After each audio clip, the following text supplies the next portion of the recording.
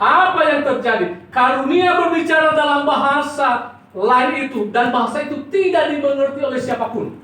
Itu disebut adalah glosolalia. Tapi apa yang terjadi ketika muncul glosolalia? Kita katakan secara bersama-sama, 1, 2, 3 ya. Glosolalia. Apa yang terjadi? Orang bertengkar. Bahkan sampai saat ini, gara-gara glosolalia ini, banyak gereja-gereja bertengkar. Banyak orang bertengkar. Ya Allah, safunuhi. Ira-ira siya funuhi ha. Afunuhi ya ya ko ita hasa ko no fakih sa kumina. Lawas sa kuta. Siapa yang penuh dengan Roh Kudus? Orang-orang Korintus menganggap bahwa mereka hebat dipenuhi dengan kuasa Roh Kudus karena glosolalia ini. Akhirnya mereka bertengkar. Ada yang mengatakan seperti pembacaan tadi, aku golongan Apolos, aku golongan Paulus. Bahkan ada yang mengatakan, aku golongan Kristus. Wah, kita ini golongan siapa ya? Golongan karya. Kita golongan apa ini? WKP. Kita WKP karena Kristus. Di sini pertengkaran terjadi. Lalu kenapa ini menjadi persoalan? Bapak dan Saudara yang dikasihi Tuhan. Next. Paulus menegaskan dalam 1 Korintus 14 itu bahwa bahasa roh yang tidak dimengerti oleh manusia itu ada. Apa tujuannya? Itu berkata-kata kepada Allah. Kalau saya misalnya bisa berbicara dalam bahasa ini yang tidak dimengerti, maka saya sedang berbicara kepada Allah. Makanya jangan menghakimi orang jika dia bisa berbicara bahasa Arab dengan bahasa roh yang tidak dimengerti. Ada. Tapi nale beri fase suai nale sabar le teh. Jangan memaksa Tuhan untuk memberikan ini kalau tidak Tuhan tidak mau. Karena itu nanti ada penuh dengan rekayasa. Karena bukan itu tujuan satu-satunya kita beriman. Kemudian tujuannya hanya membangun diri kita dengan Tuhan. Itu tujuannya kalau kita punya karunia. Hal yang berikut adalah bahasa roh itu tidak begitu penting. Hanya begitu penting sekali. Karena bukan itu hanya satu-satunya karunia Allah dalam hidup kita. Tapi ada karunia yang lain. Lalu bahkan diperingatkan, jika ada yang bisa berbahasa roh ini, bahasa yang tidak dimengerti orang, maka harus ada orang yang menafsirkan. Hanya menggunakan ena elumni, ena eludini, supaya orang tidak bingung, supaya orang tidak bersungut-sungut, supaya tidak terjadi perpecahan di dalam jemaat. Maka kalau ada muncul ini, maka harus ada orang yang bersiap untuk mengartikan apa ini maksudnya. Lalu yang kemudian adalah, dan ini paling menjadi persoalan, justru itu diberikan sebagai tanda orang yang tidak beriman. Waktu itu diberikan ini karunia roh ini berbicara dengan Allah karena dia adalah orang yang tidak beriman atau dikatakan yang lemah iman. Makanya jika ada orang yang begitu mengagungkan, begitu menghebohkan karunia-karunia roh yang khusus ini bahasa roh ini, maka dia masuk ke sini sesuai dengan firman Tuhan. Itu diberikan kepada orang tanda bagi orang yang tidak beriman. Bapak Saudara yang dikasihi oleh Kristus Yesus Tuhan kita, ini perlu kita tekankan dan kita pelajari semua dalam kehidupan kita. Kemudian, dan ini kita baca 1-2, kita baca di 1-2-3 ya. Bahasa roh yang benar tidak pernah dipelajari, sebab itu adalah karunia Allah bagi orang tertentu sesuai dengan kehendak Roh Kudus. Tanpa kita pelajari, tapi boleh kita minta kepada Tuhan. Jika Tuhan memberikannya, maka peliharalah. Jika Tuhan tidak memberikannya juga, jangan bersungguh-sungguh. Amin ya. Lalu siapakah Roh Kudus itu? Roh Kudus itu adalah pribadi ketiga dari Allah, Tritunggal atau Trinitas. Allah kita adalah Allah yang esa, Allah yang satu. Tapi tiga dia caranya menyatakan dirinya. Dia mencipta disebut Bapa. Dia menebus sebagai anak. Dia menyertai kita disebut Allah, Roh Kudus menghibur kita. Sama seperti Bapak, bagaimana menjelaskan? Saya sebagai seorang pendeta, maka tugas saya adalah menggembalakan jemaat. Saya sebagai seorang suami bagi istri saya, maka tugas saya adalah mencukupi kebutuhan, mengayomi keluarga.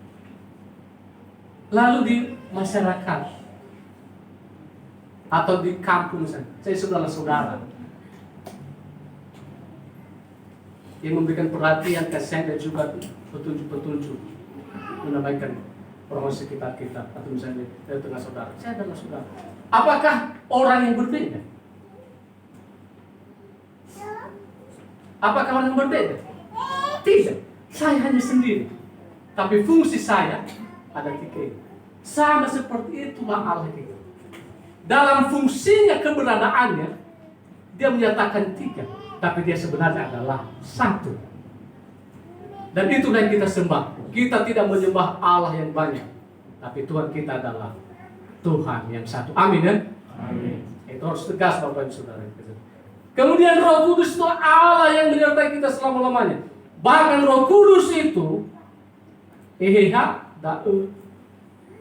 bersaksi tentang Yesus. Ifatuhu Yesus da'u.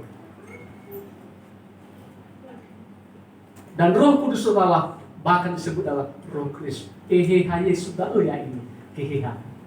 Yang mulia. Luar biasa Bapak Saudara. Lalu Bapak Ibu Saudara yang diberkati oleh Tuhan. Peran Roh Kudus dalam hidup kita seperti apa sih? Roh Kudus itu bekerja berkarya untuk pertama mengajar. Maka kita mengatakan Roh Kudus mengajariku. Itu tuh. Roh Kudus mengajariku.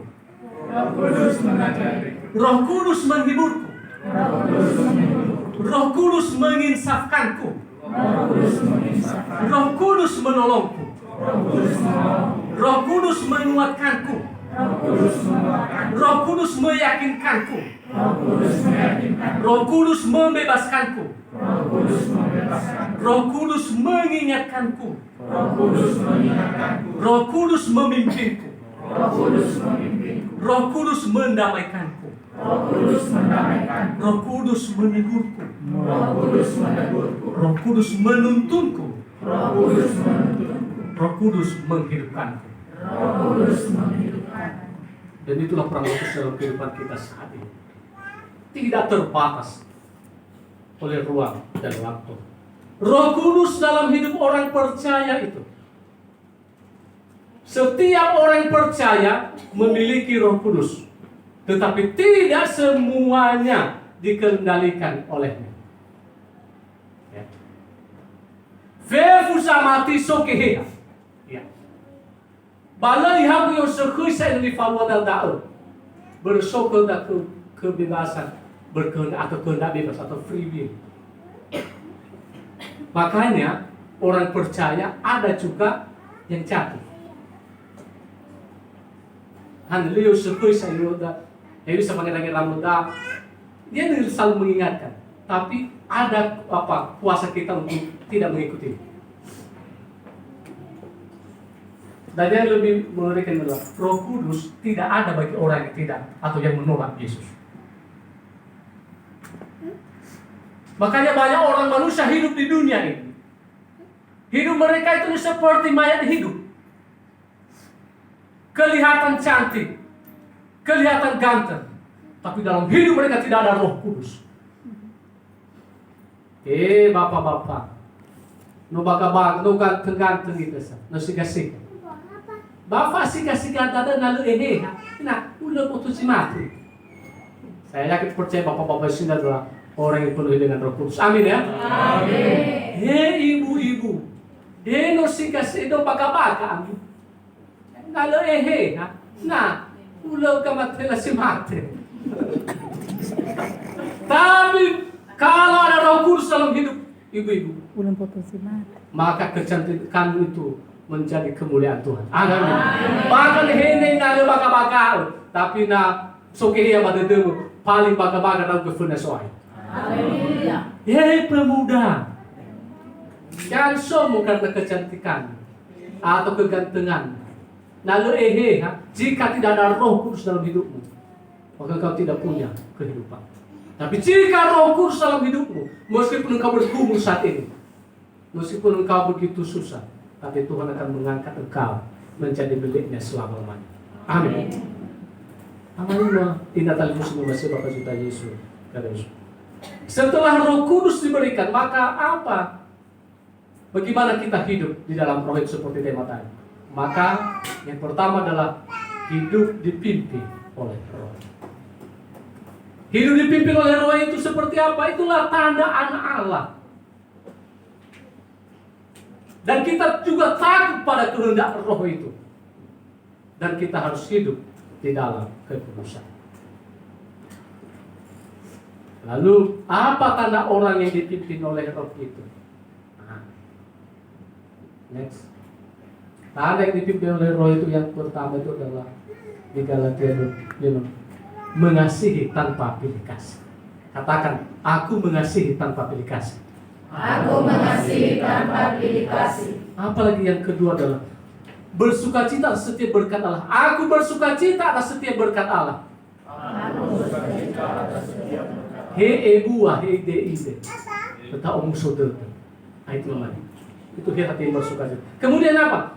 Aku membawa kedamaian di tengah konflik. Ini kan waktu seorang itu sebagai baru. Sekali lagi, 1, 2, 3 ya. Aku membawa kedamaian di tengah konflik. Aku membawa kedamaian di tengah konflik. Apa harus kasih maka suara. Kemudian, aku sabar menanggung penderitaanku. Aku sabar menanggung penderitaan. Ilani he marase. Dia kau boto. Lahanannya. Meskipun kau begitu susah menderita karena Kristus, tapi kita selalu sabar menanggung penderitaan. Kemudian, aku bermurah hati kepada sesama. Aku bermurah hati kepada sesama. Kemudian, aku berbuat baik kepada siapapun. Aku berbuat baik kepada siapapun. Iluhannya ada heno afeto de Deus. Maka motania. Tatamane do masiri. Amin ya. Kemudian, aku setia mengikut Tuhan. Aku setia mengikut Tuhan. Aku berbicara dengan lemah lembut. Aku berbicara dengan lemah lembutan. Nah, apalagi kita orang, kalau misalnya orang Jawa misalnya, ibunya Jafir ya, meskipun kaki dipijak, aduh mas. Ya, nah yung lagi kahit FOMO, pihak kedua ni. Aduh pak. Maaf. Aduh bu, jadi. Mas. Apa lagi? Aku menguasai diriku dalam segala hal. Aku menguasai diriku dalam segala hal. Bagaimana menguasai diri? Kena kata fele si sempurna dan liwal dong. Berasa uang dari dan. Udah dan.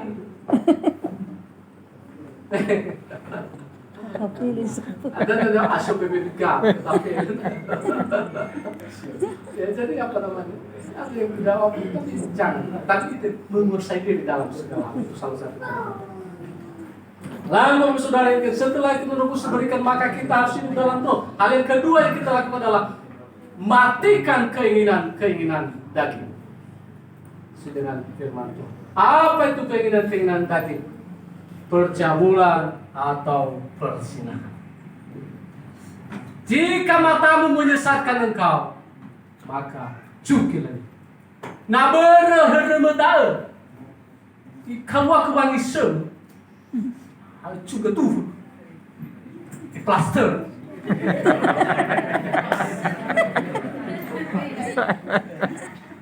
Berat. Ya, jika muncul terjadi hal-hal begini, nafsu yang gak benar, atau dosa-dosa percabulan perzinahan, maka langsung dimatikan. Hal yang berikut adalah kenajisan atau kecemaran. Najis ini biar soal makanan, biar soal pakaian, dan apa yang disentuh. Berbahaya najis yang najis. Ada negeri yang buat halus di tengah kota. Itu najis. Abi awak dan bersetapa itu, nah misalnya apa bakal najis. Najis kami. Jangan seperti itu. Itu menghakimi namanya. Kemudian adalah hawa nafsu jahat, yaitu memikirkan atau merencanakan kejahatan-kejahatan kepada orang lain. Itu nafsu jahat. Kemudian keserakahan ketamakan. Abu mana? Fakapu mana? Lu ibu mendesak kasihnya. Yo, ketika belum bekerja, Tuhan, mereka bekerja, Tuhan memberi. Kerja. Ketika dia bilang, Tuhan aku naik jabatan dong. Oke, naik jabatan. Setelah itu, Tuhan aku mau ada bisnis lain. Oke, Tuhan berikan bisnis lain. Tapi persembahan tetap seperti pada saat dia belum bekerja. Gitu aja. Itu saja. Wah, bagaimana nih? Tuhan ngabulkan banyak, tetapi kasihnya kepada Tuhan sangat kecil. Leyar sawagun hobu soa sepalu kayak ini. Itu namanya orang yang tamak, serak. Kemudian penyembahan berhala, perdukunan. Kamu feke ita tanah refe soai. Baik kedua. Pokoknya BPJS. Jangan alergi dengan BPJS nih, bapak dia belum punya BPJS, urus BPJS-mu. Suatu saat kita akan sakit. Suatu saat kita tidak punya uang, ya bisa saja. Tapi kalau kita punya BPJS, ya bisa saja Tuhan pakai itu untuk menjadi alat untuk menolong kita. Bapak dan saudara yang diberkati oleh Kristus Tuhan kita. Apa lagi ini? Adalah sihir atau ilmu kebatinan. Naso sino ilai faguru bagele. Bawa guru bawa kasih. Nah, keinginan dah harus dimatikan. Bunuh. Harus dimatikan. Karena itu tidak berkenan kepada Allah. Kemudian apa lagi? Perseteruan atau permusuhan. Semua amonia. Lemana selesai masalah banihan. Dia menaruh dendam. Dan segala permusuhan perseteruan harus dimatikan dalam kehidupan kita. Kemudian perselisihan, percederaan. Sangat manusia di sibani. Lemana honda ternia nalu ikadu nabunia. Di mana masih dia nalu koi kena. Sodai, bahkan itu lebih parah lagi. Ketika sedang berdoa, koi soleh. Itu ngomong wahda, dipakai setan di situ. Kadang-kadang perselisihan. Memang setan itu dia mau selisih dengan Tuhan. Ya, begitu. Kemudian iri hati. Iri hati ini adalah tidak senang kalau orang berhasil. Itu orang iri hati. Misalnya seorang ibu-ibu di tetangga. Ya Pak, dulu ada mobil sebelah. Ya apa urusanmu? Kalau mereka beli mobil, apa urusanmu? Biar mereka punya mobil. Bersyukurlah. Terima kasih Tuhan tetangga kami punya mobil. Tapi kami mau juga Tuhan kalau Tuhan beri kepada kami loh. Bekerja. Lalu terus apa mau? Ada 5 fakir federal 2 mobil tetangganya. Pak, 2 mobil mereka. Tuhan kenapa mereka 2 mobil? Kami baru punya. Loh, apa urusanmu? Bahkan yang lebih parah lagi. Tetangganya ini rupanya tetangganya yang tidak seagama lagi. Pak, lu tuh buat rumah dia, saya. Ya otomatis aku lu teman lu seguan. Ya kan saya kecuali dah, tapi kerja tuh buat sama teman.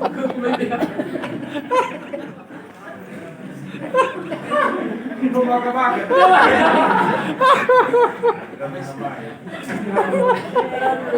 Bahaya. Itu aja iri.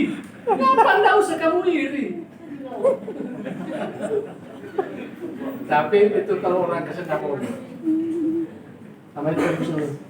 amarah, dan keegoisan. Keegoisan ini sering muncul dalam marah muncul. Ya mana satu, ya mana satu ni aku. Foro mana, pati mana ni walia. Nah, marah lo ya, nasi formulir saya. Naro daman dan dalan. Pada dari muhik banang. Kenapa dia nggak sanggup untuk menyatakan perasaannya? Harusnya dia, Pak, ada di rumah. Akhirnya melukakkan hati. Bahasa tanya lo, so sarapan nggak? Ya, no siap ke pakaianku. Akan itu sama dia. Tapi hasadannya mengambil keputusan, ya dia bakal dia manu. Itu orang yang egois. Roh pemecah atau konflik. Dalam mana hal-hal ini mana fabukat dunia. Ifabukai si Faro, tak itu parah. Kalau abi yang belah. Kenapa kamu mengganggu orang berumah tangga?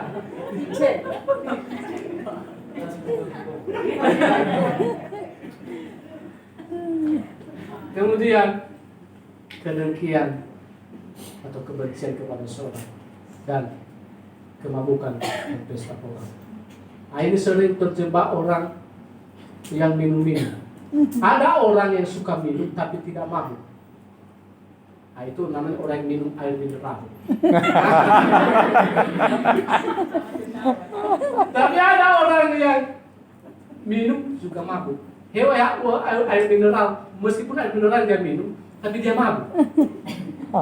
Itu namanya emosi itu amarah, dikenal amarah. Tapi ada juga orang minum dan mabuk, akhirnya akan terjadi kekacauan. Jadi minum zau, tidak ada mabuk. Kemudian pesta pora. Apabila saudara di sini pesta pora, nalawa pesta tafahul depan, ya, mangil ya. Sumbang. Tapi dalam ini bekas dalam. Tahu dong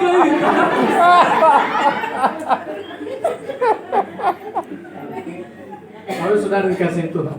Apa yang kita lakukan supaya tetap hidup dalam roh? Pertama adalah jangan padamkan roh. Tetap berdoa. Isi hidup rohani kita dengan firman Tuhan. Dan berilah diri kita dipimpin oleh Allah. Kita ini sama seperti kabar bayi. Kita ini seperti bayi di dalam kandungan. Kita anggaplah itulah Allah itu roh Allah itu atau Roh Kudus itu seperti ini. Kita sekadang di sini menendang Roh Kudus. Bagaimana menendang Roh Kudus? Dengan berbagai kelakuan-kelakuan yang mendukakan Roh Kudus. Kejahatan ucapan kita. Kita tendang Roh Kudus. Lalu apa yang terjadi? Siapa yang sakit? Yang menendang atau yang ditendang? Yang menendang. Yang menendang atau yang ditendang? Yang menendang. Yang ditendang. Siapa yang sakit? Roh Kudus sakit. Roh Kudus itu punya apa? Merasakan kesakitan. Makanya jangan dukakan Roh Kudus. Bahkan orang yang mendukakan Roh Kudus tidak ada pengampunan. Lalu Roh Kudus itu memberikan kepada kita firman, vitamin. Seperti ibu kita ketika dalam kandungan. Apa makanan, minum vitamin, obat-obatan. Kita juga mengambil bagian di dalam. Maka kita seperti dalam bayi rohani yang menerima firman Tuhan itu melalui Roh Kudus. Makanya kita bisa bertumbuh semakin mengasihi Yesus. Jadi Bapak Saudara yang dikasihi, kita sedang hidup dalam Roh Kudus sekarang ini. Karena itu ikutilah kehendak Roh Kudus. Berilah dirimu dipimpin oleh Roh Kudus dalam kehidupan kita. Ayat hafalan. Kita mengucapkannya secara bersama-sama. 1, 2, 3, ya. Tetapi kamu tidak hidup dalam daging, melainkan dalam Roh. Jika memang Allah yang bertambah, tetapi jika orang tidak memiliki Roh Kristus, ia bukan milik Kristus. Amin.